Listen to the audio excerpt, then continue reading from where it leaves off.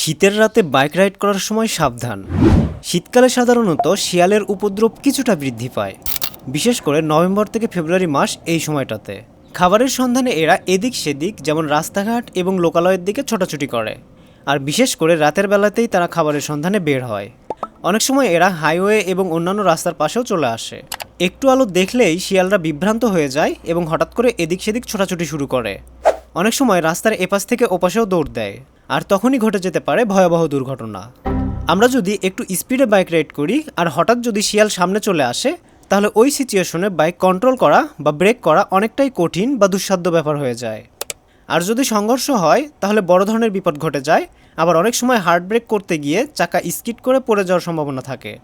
আমার পরিচিত একজন খুব রিসেন্টলি এই শিয়ালের সাথে ধাক্কা খেয়ে মারাত্মক অ্যাক্সিডেন্টের সম্মুখীন হয়েছে।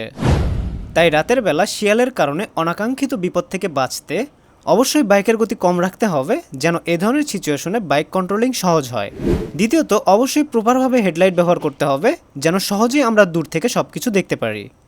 আর রাস্তার আশেপাশে ঝোপঝাড় দেখলে অবশ্যই বাড়তি সতর্কতা অবলম্বন করতে হবে। এ বিষয়গুলো মাথায় রাখলে আশা করা যায় এ ধরনের বিপদ থেকে কিছুটা সুরক্ষিত থাকতে পারি আমরা।